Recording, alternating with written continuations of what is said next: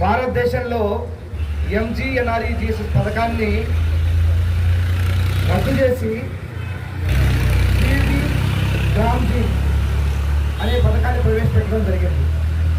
Viksit Bharat guarantee for Rozgar and Ajeevika mission Gramin. వికసిత భారతే లక్ష్యంగా నరేంద్ర మోదీ గారు ప్రభుత్వం పనిచేస్తున్న సందర్భంలో గ్రామీణ ప్రాంతాల్లో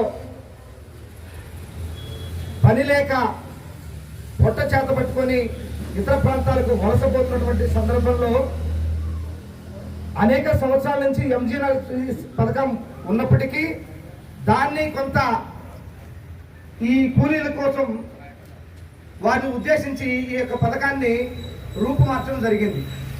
ఇది దేశవ్యాప్తంగా జూలై 1వ తారీఖు నుంచి అమలులోకి రాబోతున్న సందర్భంలో మొట్టమొదటిసారిగా మన రైల్వే కోడ్లో 2వ తారీఖు నాడు అమలుపరిచే కార్యక్రమానికి మన ప్రియతమ వ్యవసాయ శాఖ మంత్రి మరియు గ్రామీణాభివృద్ధి పంచాయతీరాజ్ శాఖ మంత్రి వర్యులు గతంలో ఆయన మధ్యప్రదేశ్లో 4 పర్యాయాలు ముఖ్యమంత్రిగా పనిచేసేటువంటి వ్యక్తి శ్రీ శివరాజ్ సింగ్ చౌహాన్ గారు కేంద్రం నుండి, అలాగే స్వర్ణాంధ్ర రూపకర్త మన ప్రియతమ నాయకులు నారా చంద్రబాబు నాయుడు గారు, అలాగే సంబంధిత శాఖకు మంత్రిగా పనిచేస్తూ దేశంలో అగ్రగామిగా ఆంధ్రప్రదేశ్ పంచాయతీరాజ్ శాఖ నిలబెట్టినటువంటి మన డిప్యూటీ చీఫ్ మినిస్టర్ గౌరవనీయ పవన్ కళ్యాణ్ గారు కూడా ఆ రోజు రావడం మన కోడూరికి సువర్ణ అవకాశం.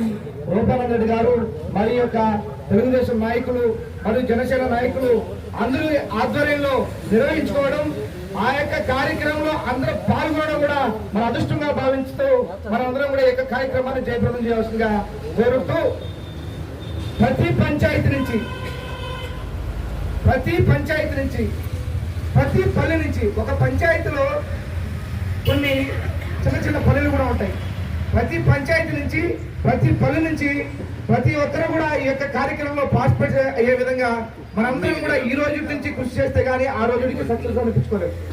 కాబట్టి దీనికి పని చేయడానికి, పని విభజించుకోవడానికి కొంతమంది కార్యకర్తలు, కష్టపడే కార్యకర్తలు అవసరం ఉంటుందన్నమాట.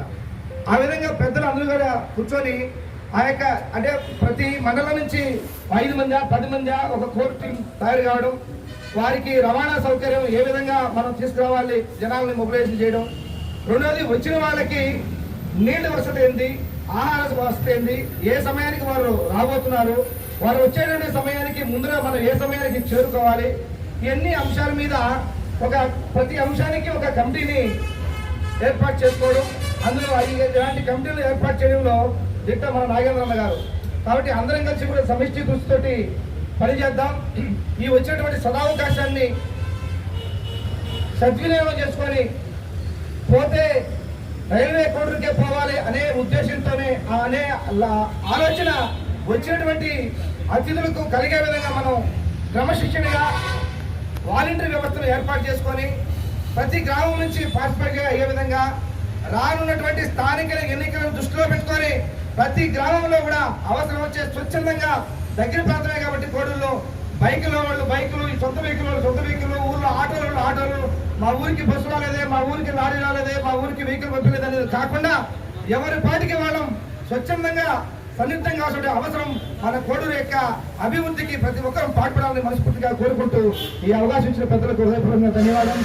జై హింద్, జై భారత్, భారత్ మాతా కీ జై.